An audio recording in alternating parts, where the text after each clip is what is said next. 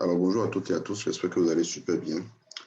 Bienvenue dans la revue hebdo du marché de ce 7 octobre 2020. Alors, nous allons commencer avec l'indice du dollar, le DXY. Nous allons analyser le DXY pour pouvoir aller nous acquérir de ce qui se passe sur l'euro USD, d'accord, sur l'USD-CAD et notamment l'USD-CHF. Alors, l'indice du dollar, comme le saviez déjà, se retrouve, là je suis sur le graphique H4, dans cette tendance baissière. Voilà, nous avons assisté à un rebond la dernière fois, mais actuellement, vous avez ce support haussier, voilà, qui doit être cassé afin qu'on ait la continuation de la baisse du dollar.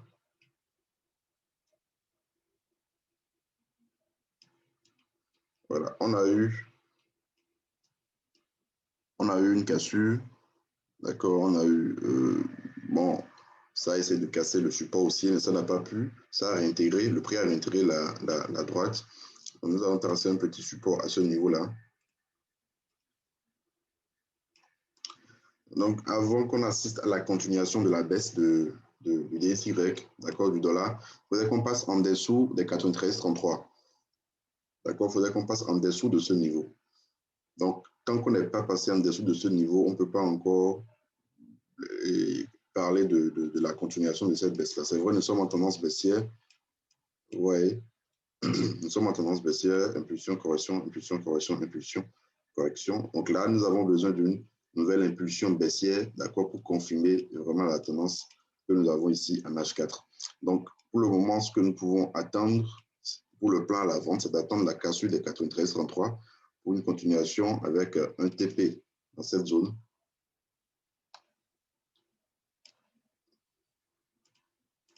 Voilà. Et un deuxième TP sur le plus bas que nous avons ici. Autrement, si le prix arrivait à casser la résistance, alors là, nous pouvons avoir des perspectives, d'accord, des perspectives haussières. Alors, si je passe sur le graphique de l'euro USD, alors l'euro USD ici, je suis toujours sur le graphique H4. Voilà ce que nous avons.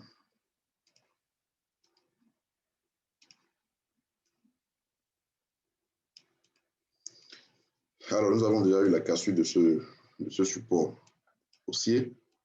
Nous avons eu la formation d'un range à ce niveau.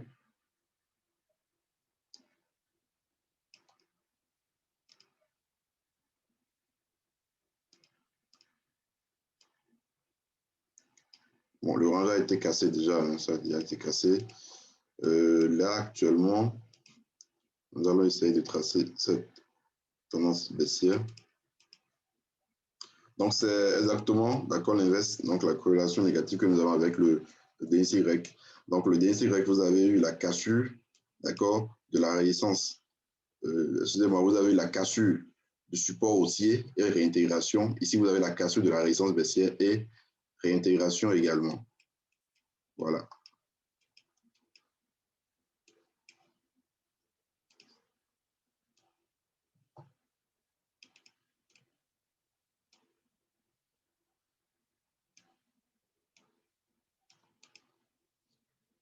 Alors ici, qu'est-ce que nous attendons? D'accord, vous voyez, nous avons également une fausse cassure ici.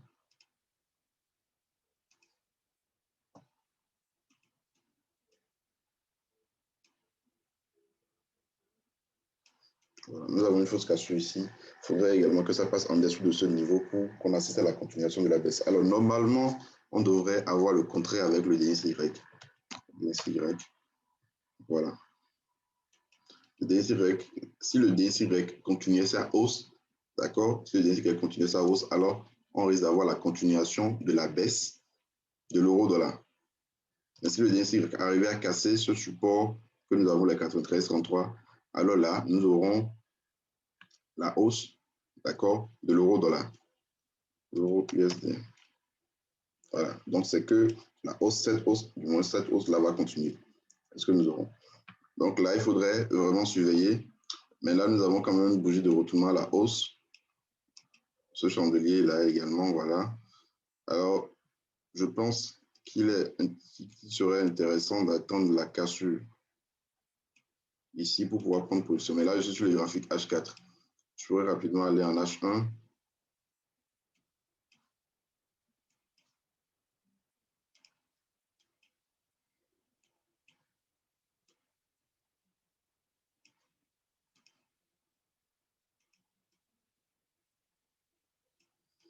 Voilà.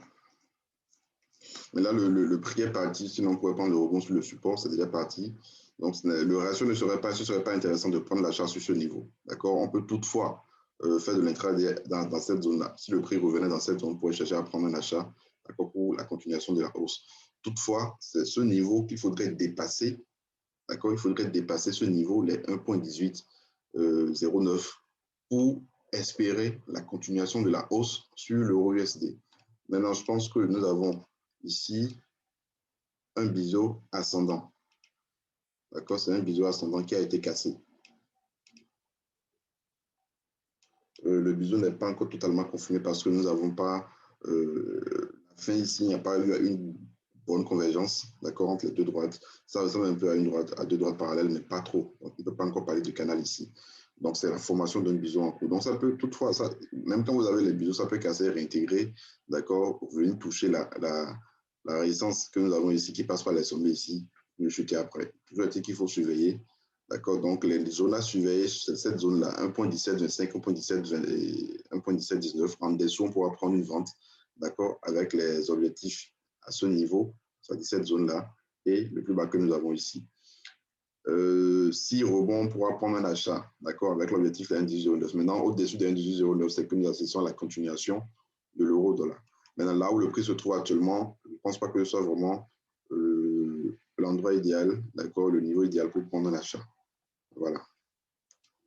Alors, je vais continuer avec le GBP USD. Alors,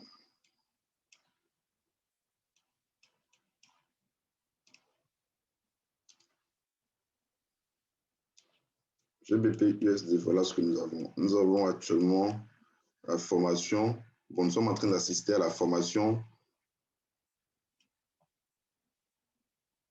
d'épaule tête, épaule inversée, si on doit considérer cette petite tendance baissière que nous avons.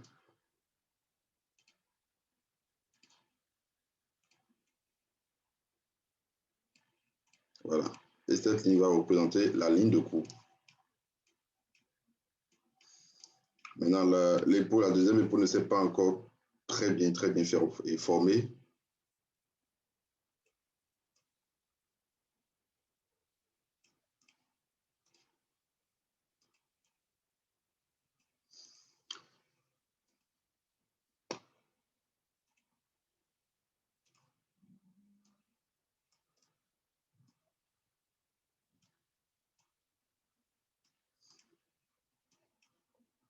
Voilà. Alors, vous avez la formation de l'épaule tête-épaule inversée qui est en cours. On n'a pas encore eu la formation totale de la figure si on doit considérer cette baisse. Toutefois, nous avons ce petit support aussi qui a été cassé. La correction que nous avons peut s'avérer être un pullback. D'accord? Peut s'avérer être un pullback sur ce niveau pour la continuation de la baisse. Et là, on n'aura plus à parler de cette figure. Maintenant, est-ce qu'il faudrait prendre actuellement la position? Là, je suis sur le graphique H4. Je vais voir en H1 s'il est possible de prendre une vente à la clôture de la bougie H1.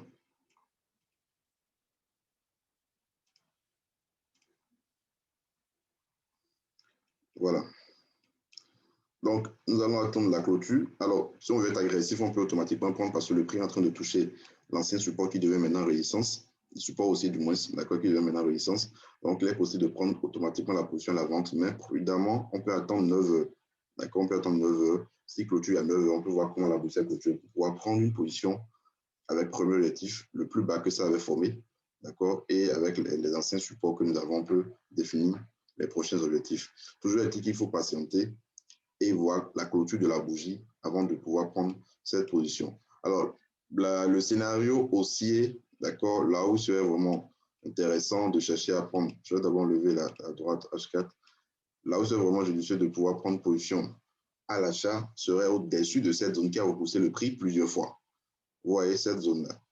Ça a repoussé le prix ici, ça a repoussé le prix plusieurs fois ici, ça a repoussé également le prix ici. Donc, au-dessus des 1,3033, on pourrait chercher à prendre un achat sur GBP USD.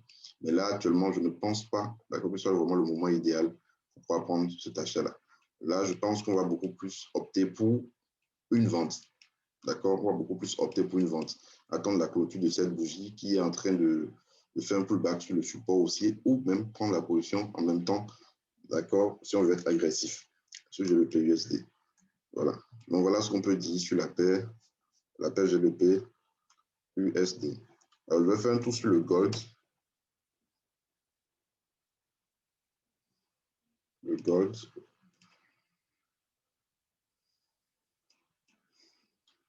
Alors, sur le gold, nous avons cette résistance baissière.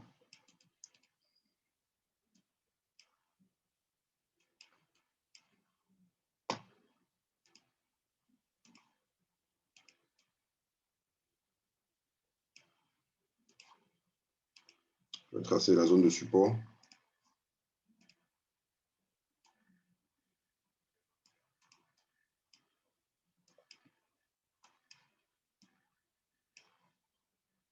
Alors, nous avons déjà assisté à la cassure du support haussier sur le gold.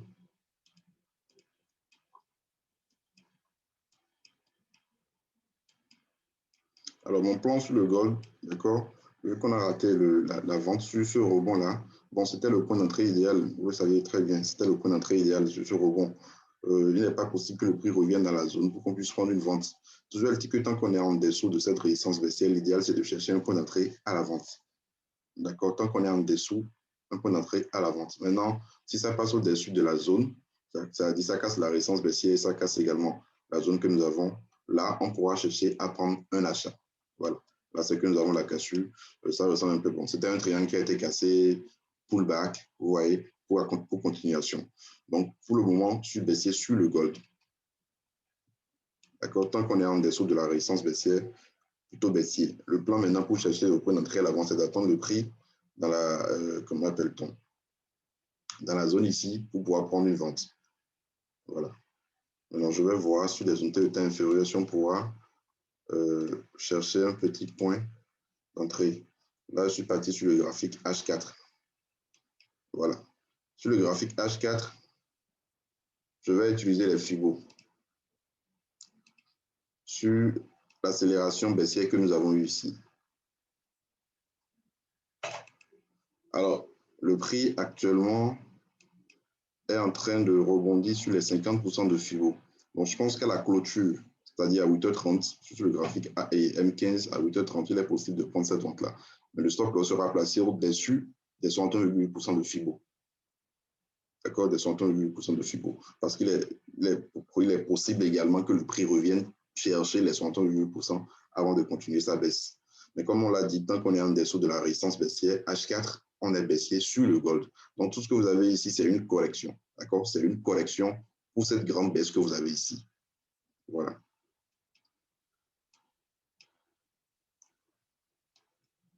Alors, je vais rapidement finir avec l'USD-CAD.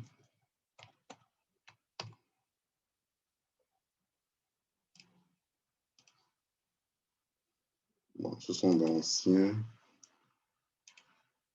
trucs que j'avais tracés.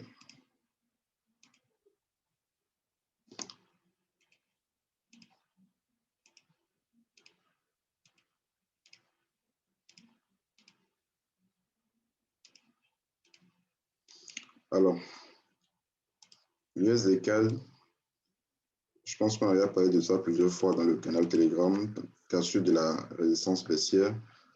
La hausse est toujours en cours. D'accord, vous le savez très bien, le prix n'évolue jamais en ligne droite. Il y aura des impulsions, des corrections. D'accord, le prix fait toujours des pauses.